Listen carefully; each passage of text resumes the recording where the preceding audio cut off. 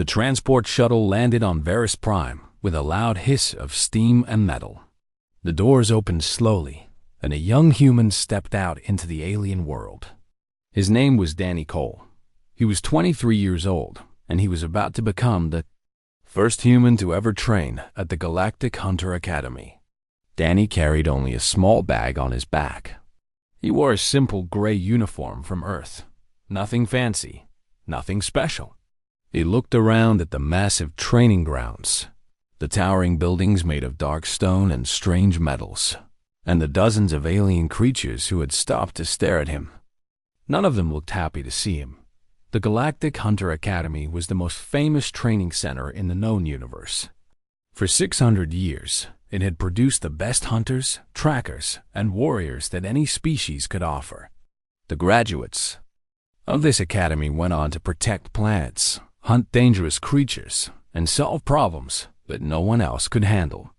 But no human had ever been accepted. Until now, Danny walked across the landing platform, trying not to show his fear.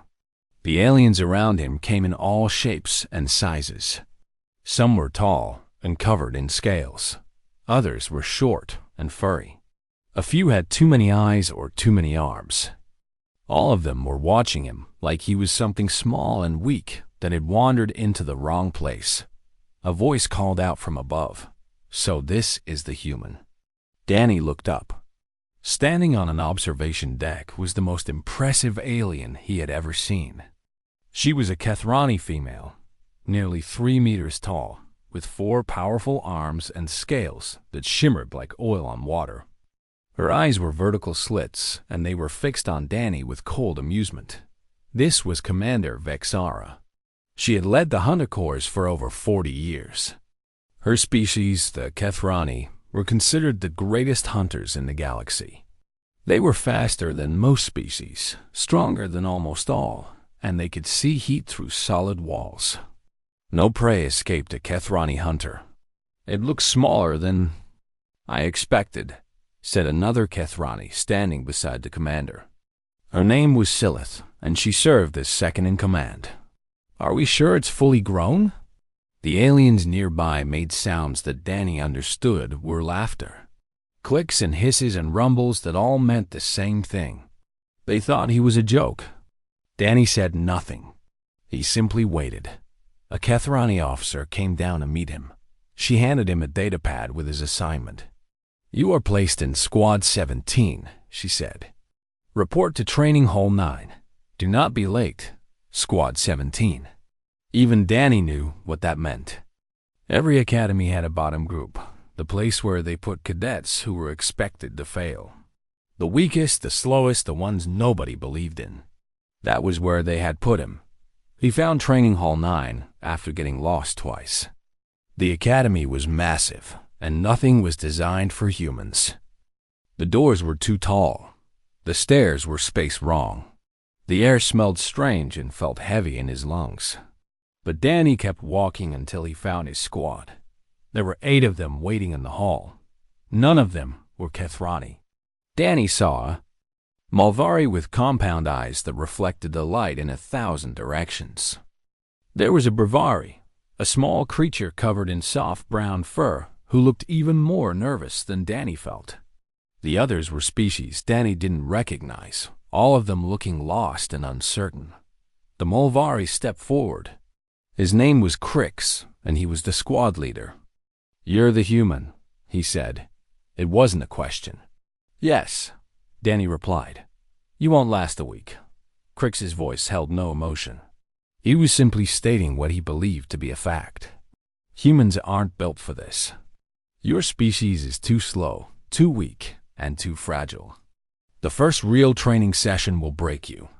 Danny had heard these words before. On Earth, when he had applied for the academy, from the officials who had processed his application, from everyone who had learned what he was trying to do. Nobody believed a human could survive here. "Where's my bunk?" Danny asked. Crix stared at him for a moment, then pointed to a door at the back of the hall. "Through there. Last one on the left. Rest while you can. Tomorrow the training begins." Danny found his sleeping area. It was a small room with a hard bed and a single window that looked out over the training grounds. He sat down on the bed and took a deep breath.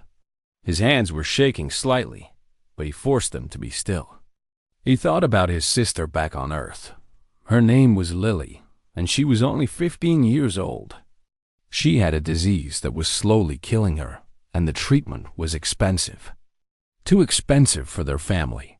But the Galactic Hunter Corps had the best medical benefits in the known universe. If Danny could become a hunter, Lily would get her treatment. She would live. That was why he was here. That was why he couldn't quit. The next 3 days were the hardest of Danny's life. The training was designed to break new cadets, to push them past their limits and see who would survive.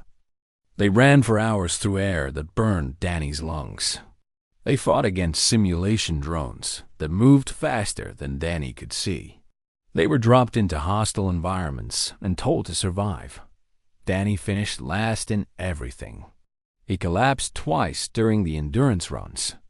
His body wasn't designed for this world, and everyone knew it. The other cadets stepped over him when he fell. The instructors barely looked at him. He was already a failure in their eyes. But every morning, Danny woke up before everyone else. He put on his gray uniform. He walked to the training grounds. And he tried again. The small Bravari, whose name was Pip, watched him with curious eyes. "Why do you keep going?" Pip asked one night, when they were both too tired to sleep. "Everyone says you should leave. No one would blame you." Danny looked at his hands. They were covered in cuts and bruises. Every muscle in his body hurt. "I made a promise," he said quietly, "and I don't break my promises." Pip didn't understand. None of them did. They saw a weak human who was being slowly destroyed by training that was too hard for him. They saw someone who should have given up days ago. What they didn't see was the fire burning inside. Danny Cole, the quiet determination that had kept his species alive for thousands of years. Humans were not the strongest or the fastest, but they had something else. Something that the other species had forgotten. They never stopped trying. And somewhere high above, watching from her observation deck, Commander Vexara noticed that the human was still standing, still showing up, still refusing to break. She didn't know it yet, but that small, weak human was going to change everything she thought she knew about hunters and prey. 2 weeks had passed since Danny Cole arrived at the Galactic Hunter Academy. In that time, he had become famous, but not in the way anyone would want. He was the joke that everyone told. The weak little human who kept falling down and getting back up again. The elite squads found him especially entertaining. These were the cadets from powerful species, the ones who had grown up knowing they were born to be hunters. They would gather to watch Squad 17 train, pointing and making sounds of amusement whenever Danny failed at something. And he failed at many things. The obstacle course was the worst. It was a massive structure of moving platforms, energy barriers, and zones where gravity changed direction without warning. A skilled Kethrani could complete it in 4 minutes. Danny had been trying for 3 days and had never finished it once. On this particular afternoon, a crowd had gathered to watch him try again. Word had spread that the human was attempting the course, and aliens from all over the academy had come to see the show. Commander Vexara was among them. She stood at the edge of the training area. Her forearms crossed over her chest, her vertical eyes watching every move Danny made. Beside her stood Silith and a group of senior hunters who had graduated years ago and now served as instructors. Danny started the course. He made it past the first 3 platforms before a gravity shift caught him off guard and sent him tumbling through the air. He hit the ground hard, rolled, and got back up. He tried again. This time, he made it further before an energy barrier appeared in front of him and he couldn't stop in time. The barrier threw him backward and he crashed into a wall. The watching crowd made their laughing sounds. Even some members of Squad 17 looked embarrassed to be associated with him. Danny got up again. Blood was running from a cut above his eye, but he wiped it away and prepared to try once more. That was when Commander Vesara stepped onto the training floor. The effect was immediate. Every cadet in the area snapped to attention. Conversation stopped. Even the air seemed to grow still. Vesara was not just a commander. She was a legend.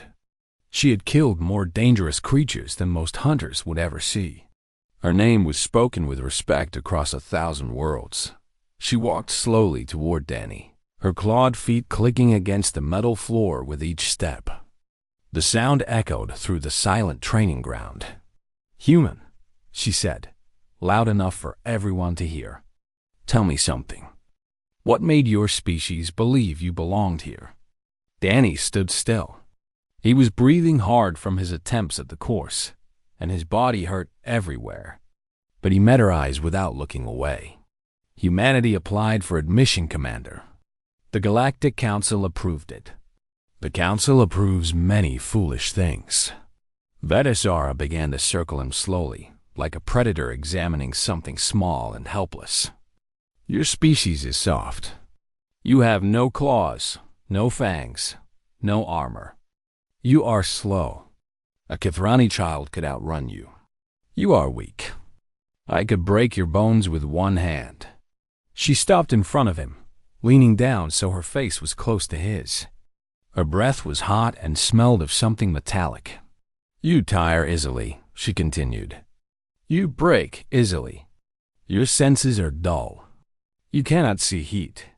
You cannot hear the frequencies that warn of danger. You cannot smell prey from a distance." She pulled back slightly, her eyes never leaving his. "You are prey pretending to be a predator. Nothing more." The watching aliens laughed again. This time, the sound was louder, crueler. They were enjoying this. The mighty commander putting the weak human in his place. Danny felt the shame burning in his chest. Part of him wanted to look away, to accept what she was saying, to admit that he didn't belong here. But then he thought of Lily. He thought of her smile, her laugh, the way she had hugged him before he left Earth. "Perhaps," he said quietly. "But we're here anyway." Vesara's scales shifted color slightly. Danny didn't know what that meant, but he saw Silith's eyes widen with surprise. The commander was not used to being answered back. "Stubborn prey is still prey," Vesara said after a moment. "It simply takes longer to die." She turned away from him, addressing the crowd. "Continue your training, everyone.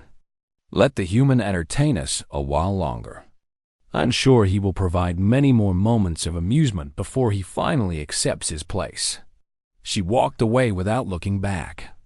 The crowd slowly broke apart, still making their laughing sounds, still shaking their heads at the foolish human who thought he could be a hunter. Danny stood alone in the middle of the training ground.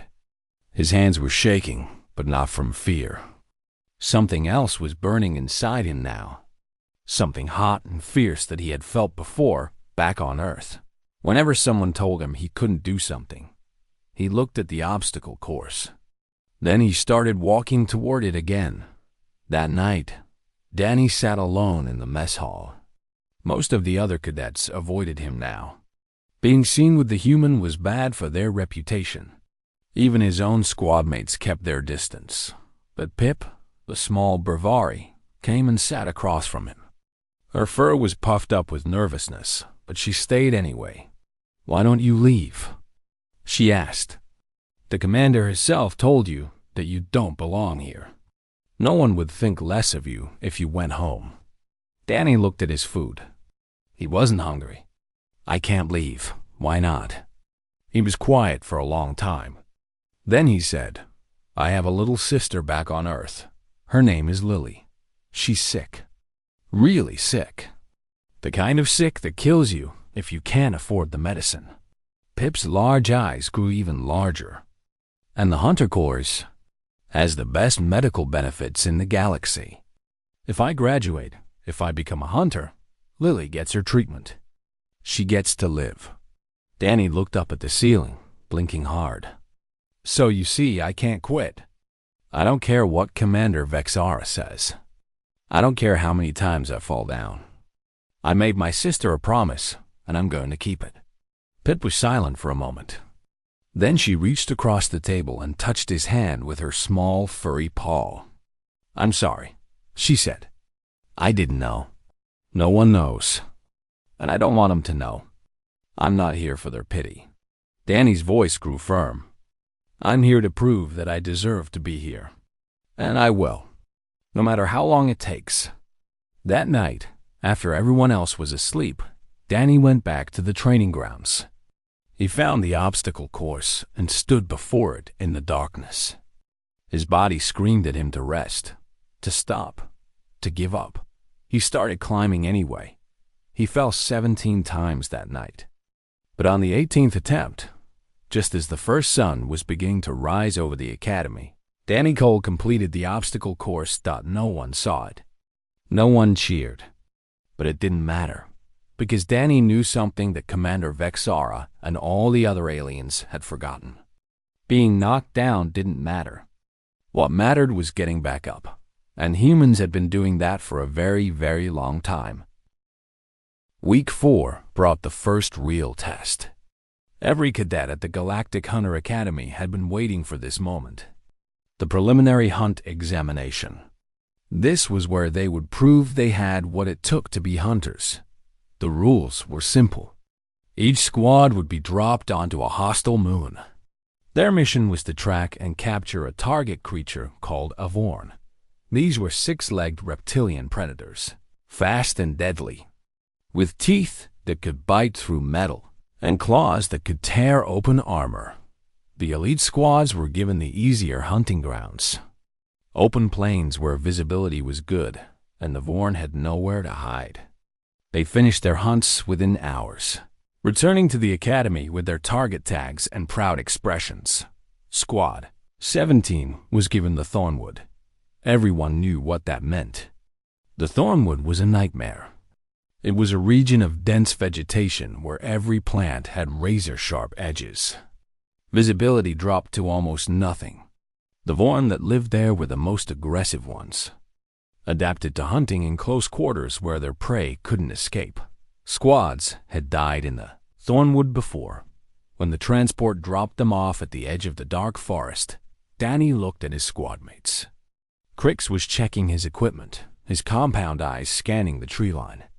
Pip was trembling, her fur standing up in all directions. The others looked scared but determined. Stay together, Crix ordered. Move slowly. Watch each other's backs. They entered the Thornwood as a group. For the first hour, everything was quiet. Too quiet. The plants around them moved in strange ways, cutting at their suits and gear. The air was thick and hard to breathe. Danny could barely see 5 meters in any direction. Then the Vorn attack. It came out of nowhere.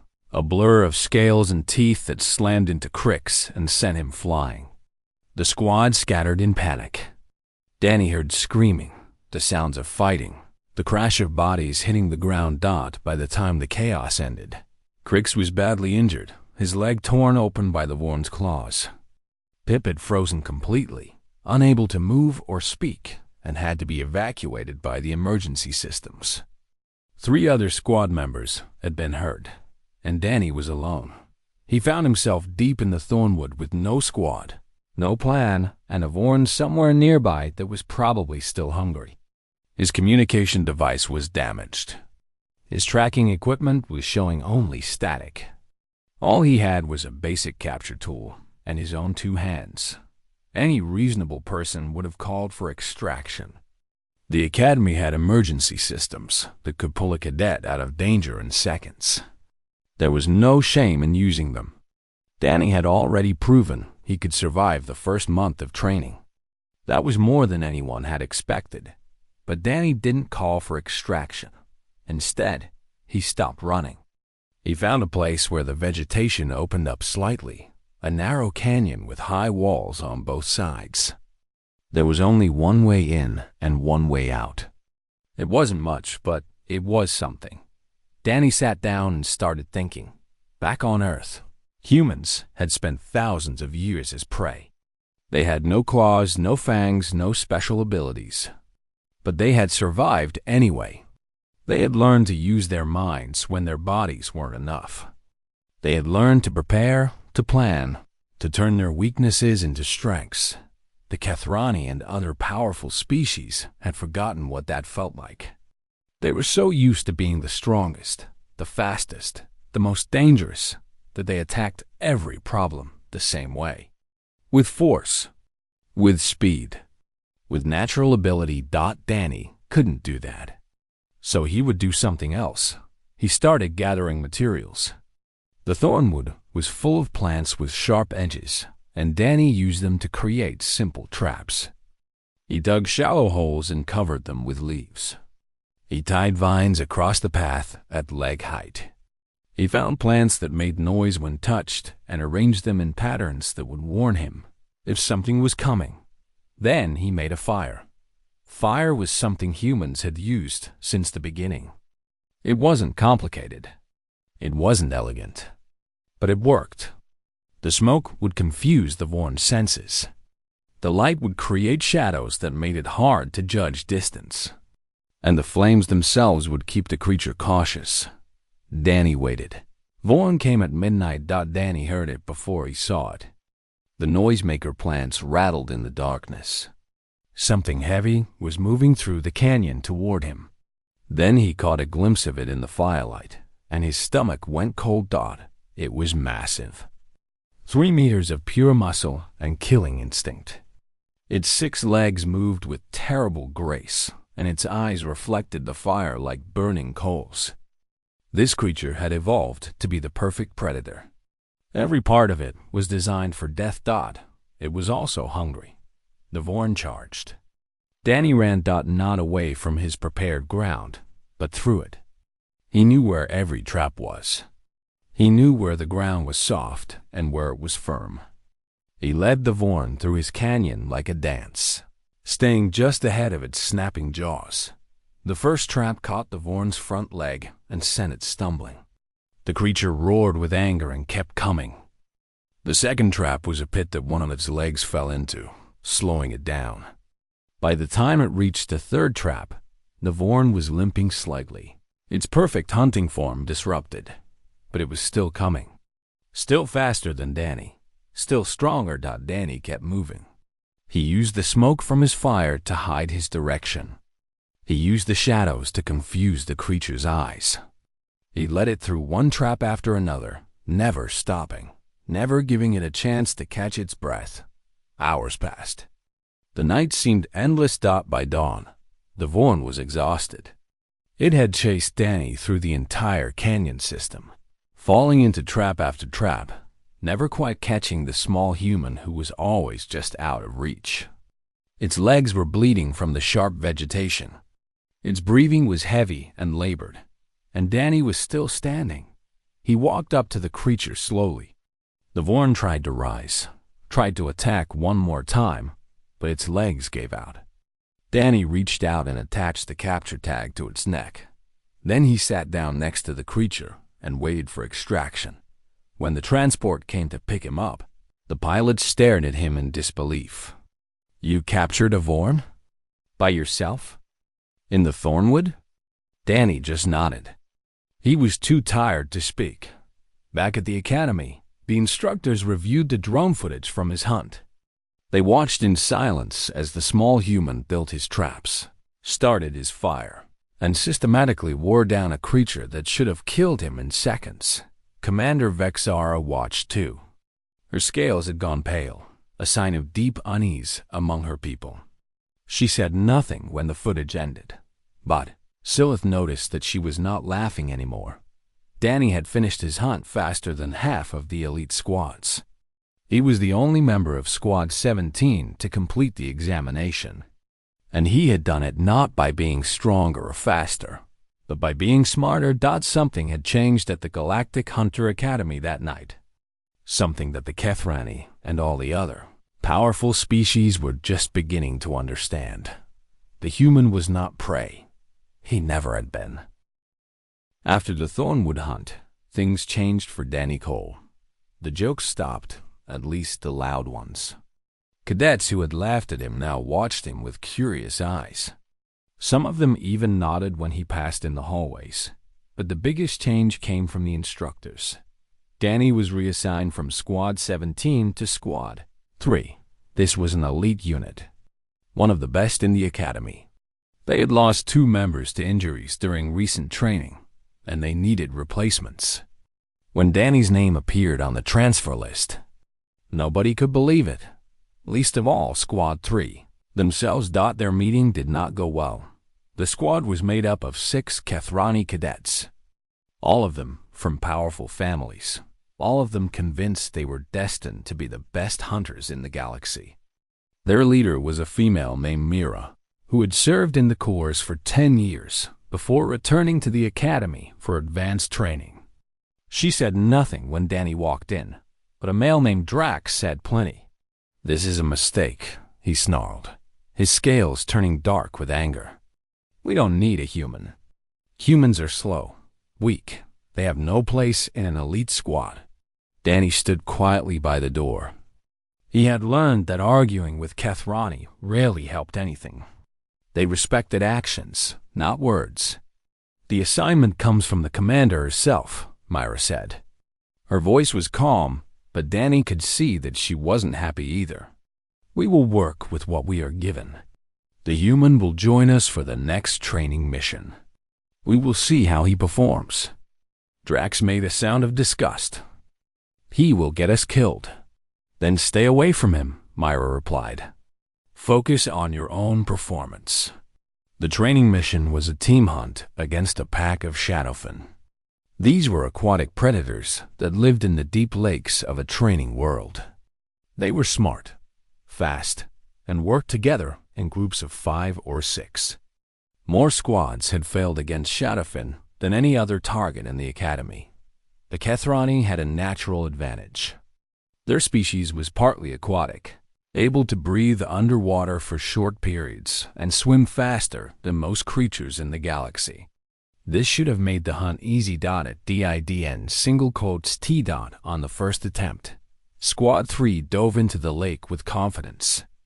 They moved in perfect formation, using the hunting patterns that Kethrani had developed over centuries. They should have had the shadowfen surrounded in minutes. Instead, the shadowfen saw them coming and vanished into the deep water. The squad spent 3 hours searching and found nothing. On the second attempt, they tried a different approach. They split into 2 groups and attacked from different directions. Again, the shadowfen seemed to know exactly what they were doing. They escaped before the trap could close. By the time the squad returned to their camp, 3 of them had been injured by shadowfen counterattacks. Drax had a deep cut on his arm that required medical attention. Myra's face was tight with frustration. Danny had stayed on the shore during both attempts. He wasn't able to swim like the Kethrani, so he had watched instead. And as he watched, he had noticed something.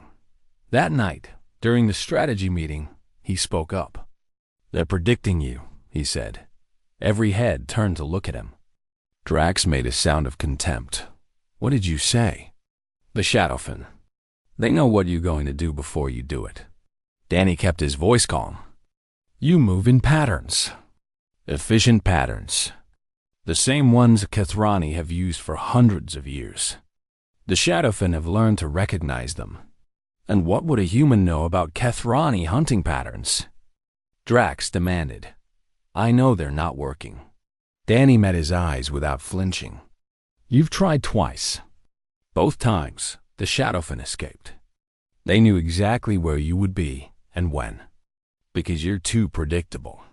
Myra held up a hand to stop Drax from responding. "What are you suggesting?" "Be unpredictable." Danny stepped forward, pointing at the map of the lake on the table. "Humans don't have efficient patterns. We're generalists. We do things that don't make sense because we're used to being outmatched. The shadowfen have never seen anything like that before." Drax laughed. "So your strategy is to be stupid?" "My strategy is to be confusing. Danny didn't smile. Let me plan the approach. Give me control of the first phase. For a long moment, no one spoke. The idea of a human leading a Trainee squad was almost unthinkable. It went against everything they believed about the natural order hunters and prey. But Mira had seen the footage from the Thornwood. She had watched a small, weak human defeat a Vorn that should have killed him. Do it, she said. DRX started to protest, but Myra silenced him with a look. We have failed twice. We will try something new. Danny's plan was strange. Even he admitted that. He had the squad approach the lake from a direction that made no tactical sense. He had them make noise instead of being silent. He sent 3 members swimming in patterns that were deliberately wasteful of energy. It looked like chaos. It looked like a squad that had no idea what they were doing. The Shadowfen watched from the depths. They were smart, these creatures. They had learned to read Trainee movements like a language. But this made no sense. The patterns were wrong. The approaches were illogical. For the first time in years, the Shadowfen didn't know what to expect, and that was when Myra and Danny struck. While the others created confusion, Mira had circled around to a position the Shadowfen never guarded, because no logical hunter would ever approach from there. It was too exposed, too inefficient, too stupid. Danny was waiting on the shore with a net launcher. When the Shadowfen fled from Myra's attack, they swam exactly where he expected them to go, because they were running away from chaos.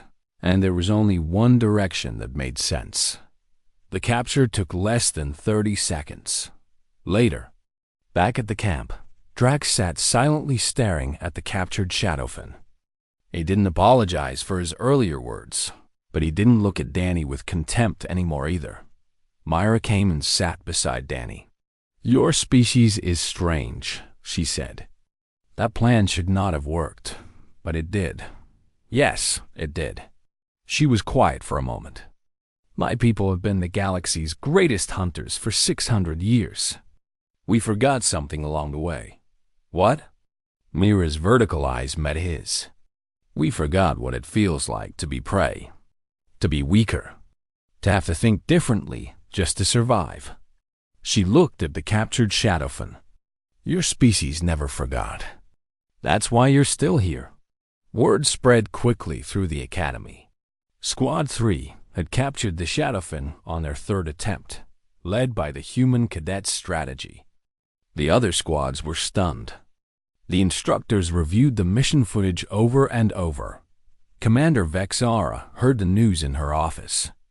She sat very still for a long time, thinking about what it meant. The human was not just surviving anymore. He was performing. He was showing that humans had something to offer that no other species could match. And for the first time since Danny Cole had arrived at the academy, Vexara felt something she hadn't experienced in decades. She felt uncertain. The human was changing things. Changing the way the other cadets thought about strength and weakness. Changing the way hunts were planned and executed. Changing the very meaning of what it meant to be a predator. And Vexara didn't know how to stop it, or if she even wanted to. The final trial of the Galactic Hunter Academy was the hardest test any cadet could face. It was a solo hunt. But the target was not an animal. The target was a Trainee volunteer from the elite ranks, someone with full combat gear, years of experience, and a 12-hour head start. No cadet had ever caught their target in less than 2 days. Some never caught them at all. When Danny Cole learned who his target would be, he understood everything. Commander Vexara and volunteered to be hunted by him. She was waiting in the briefing room when he arrived. Her scales were dark green, the color of complete confidence. She stood with her forearms crossed, looking down at him with the same cold amusement she had shown on his first day. I requested this assignment personally, she said. I want to end what I started. When I'm finished with you, human, there will be no more questions about whether your species belongs here. Danny nodded slowly. Understood, Commander. Vexara smiled, showing teeth that could bite through bone. You have 3 days to find me on Training World 7. Every biome in the galaxy exists on that planet. I know every centimeter of it. You will have a tracking device and basic supplies. Nothing else. And if I find you, you won't. Her voice was absolute. But if by some miracle you do, you will have to subdue me to complete the hunt. I am faster than you, stronger than you, and I have been hunting since before your species discovered fire. She leaned close, her breath hot on his face. This is where your story ends, human. This is where you learn that prey cannot become predator simply by wanting it badly enough. Then she turned and walked out, leaving Danny alone in the briefing room. Training World 7 was enormous. The transport dropped Danny at a neutral zone and gave him his equipment. A tracker that showed only the direction Vexara had gone, not her location. A pack with food and water for 3 days. A capture tool that would signal the end of the hunt if he could get close enough to use it. Vexara had already been gone for 12 hours. She could be anywhere. Danny started walking. The first day was frustrating. Vexara's trail led through a forest, then a desert, then a swamp. She was moving fast, much faster than Danny could follow. By nightfall, the tracker showed she was getting further away, not closer. Most hunters would have tried to run faster, to push their bodies harder, to catch up through sheer effort. Danny stopped and made camp instead. He sat by a small fire and thought about what he knew. Vexara was the best hunter in the galaxy. She was expecting him to chase her. She had prepared for a pursuit, laid traps and false trails, chosen ground where her advantages would be greatest. If Danny chased her, he would lose. It was that simple. So he wouldn't chase her. The next morning, Danny changed his approach. Instead of following Vexara's trail, he started studying the planet. He found water sources and mapped them. He identified natural choke points where travel was restricted. He located the only viable shelter locations in each region. Then he started making her life difficult. He poisoned water sources with a chemical that wouldn't harm her but would make the water taste terrible. He set up noise traps at choke points that would wake him if she passed through. He left signs of his presence in places she would expect to be safe, making her wonder if he was closer than she thought. He wasn't hunting her. He was haunting her. By the second day, Vexara noticed something was wrong. She was sleeping badly, waking at every sound. The water she found tasted wrong. Everywhere she went, she saw signs that the human had been there before her. Her confidence began to crack. She was used to being the hunter. She was not used to being made uncomfortable. The human wasn't playing by the rules she expected. He wasn't chasing her at all. He was changing the game entirely. On the third day, Danny finally closed in. He found her in a defensive position on high ground. She had chosen her location carefully, with good visibility in all directions and only one approach. Her blade was drawn, and her scales were flickering with colors he had never seen before. She was nervous. "You should not be here," she said as Danny emerged from the tree line. "You cannot have tracked me. It's not possible." "I didn't track you," Danny replied. "I just made everywhere else impossible for you. You came here because it was the only place left." Vexara's eyes widened. Then they narrowed with fury. "You think your tricks make you my equal? I will show you what a real predator can do." She attacked. She was faster than anything Danny had ever seen. Her forearms moved in patterns he couldn't follow, a blade cutting through the air where he had been standing moments before. If she had caught him with even one strike, the fight would have been over. But Danny had spent 3 days preparing this ground. Her first lunge triggered a hidden snare that grabbed her ankle and pulled her off balance. She recovered instantly, but her second strike brought her foot down on ground. He had treated with a local plant extract that burned like fire against her scales. She roared with pain and anger, her thermal vision searching for him through the trees. But Danny had set up heat sources throughout the area. Small fires hidden in rock crevices. Stones heated by chemical reactions. Her vision was useless, showing dozens of targets where there should only be one. Danny kept moving. He didn't try to fight her directly. He couldn't. Instead, he led her through his prepared ground, trap after trap, obstacle after obstacle. He stayed just ahead of her claws, just beyond her reach, never stopping, never slowing down. Hours passed. The hunt became something nobody at the academy had ever seen before. A Trainee commander, the greatest hunter of her generation, being run in circles by a human with no natural weapons. Finally, near sunset, Vexara collapsed. Her legs were bleeding from the traps. Her scales were dull with exhaustion.